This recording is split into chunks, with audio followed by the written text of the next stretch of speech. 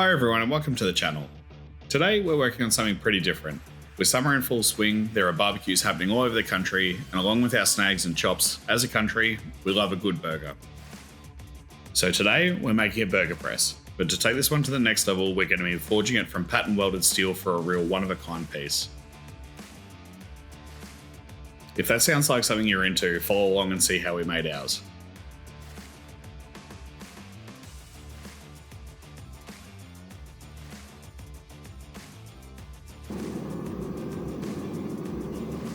So for this one, we're going to start with a billet of random pattern Damascus that I've had lying around the shop. We need to bring it up to temperature and start by isolating some material that will eventually bend upwards to give us something to mount our handle to.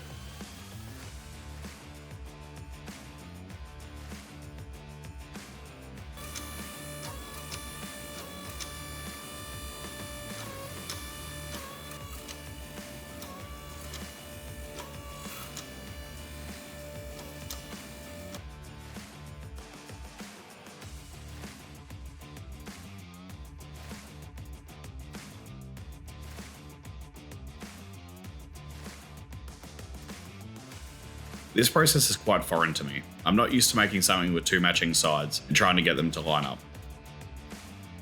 So I'll make sure I leave this one quite wide around the handle mounting areas so I can grind everything into shape and get it as close as I can.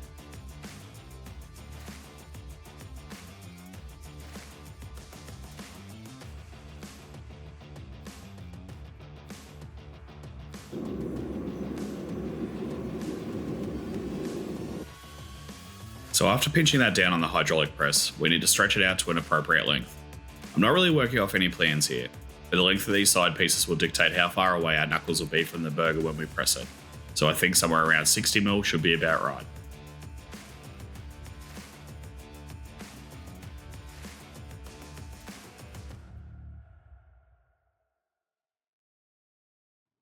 The diameter of the round part in the middle needs to be about 120mm or about 4 3/4 inch to give us enough room for our hand at the top, and the thickness we're shooting for is about 3mm or 3/16 of an inch.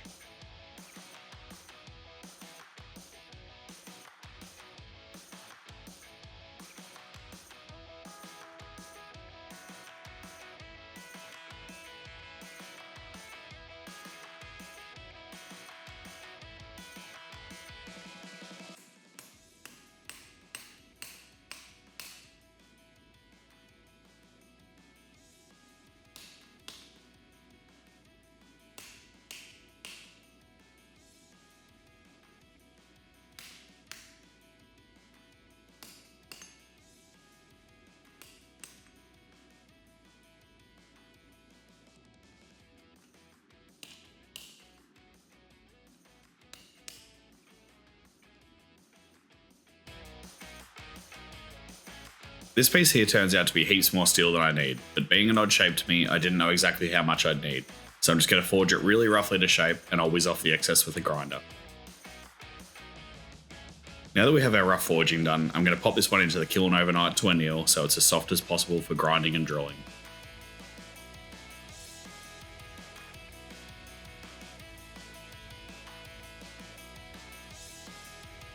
So we have our piece of steel out of the kiln. Damn, it's thick. I think I'm going to be grinding for quite a while on this one. But let's start by ripping off the scale with an angle grinder and roughly marking out our profile.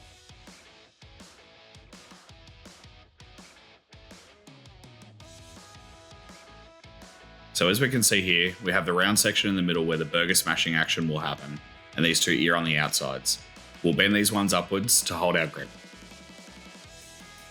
And now that we have the profile cut in, it's time to bring the thickness down a lot.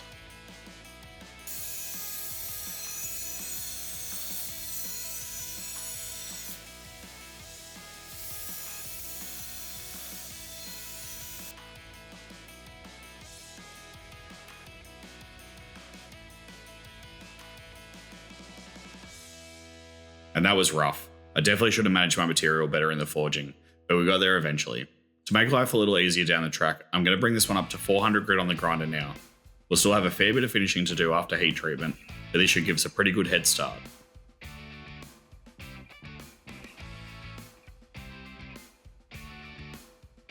And now that we've got it up to a semi-acceptable finish, we need to mark out and drill the holes for our mounting to the handle.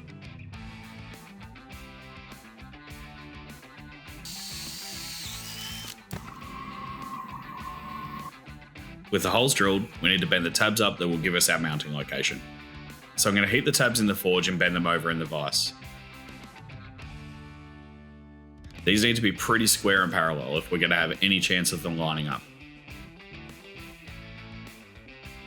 And that actually looks like it worked. Now we need to heat treat the part. Not that it needs to be hardened to smash some patties, but it does need to be hardened for the layers to shine through in the end and give some real contrast.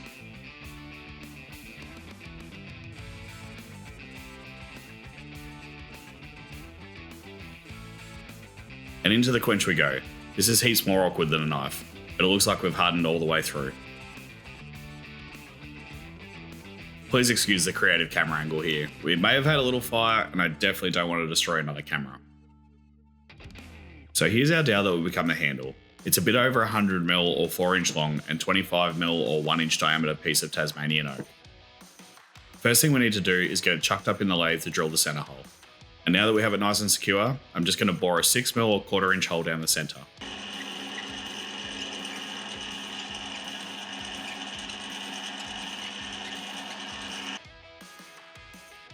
With the hole in place, let's set it on fire. Now I want this one to have a pretty dark look, so I'm going to char it quite heavily with the torch to make it quite dark and make all those grains stand out. And it actually looks pretty cool. So now I'll just hit it with a little sandpaper to take off the excess soot and seal everything in with some food grade mineral oil. So here we are brightening up the surface and removing any decarb that will give us a hazy finish. Decarb is a layer that forms on the surface of the steel when heating it to high temperatures, and it basically burns all the carbon out of that layer. So because in the 1084 15N20 steel mix we have here, we need the steel to be clean and hardened to show the patterns. We need to get all that decarb off for a nice clean finish. And now we're all clean, into the acid we go.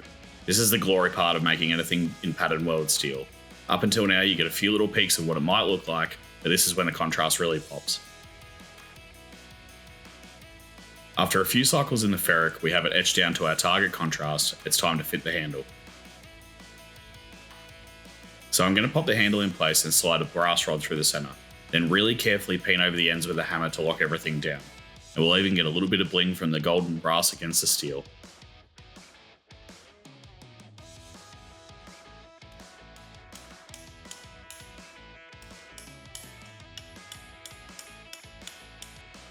From here, all we need to do is give it a good coating of carnauba wax and we'll be ready for action in no time.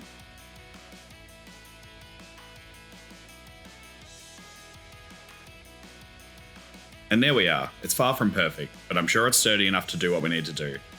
I'm not sure anyone has a practical need to put this much effort into a burger press, but it was a fun project to play around with and probably gives me an excuse to make a smash burger video at some stage in the near future.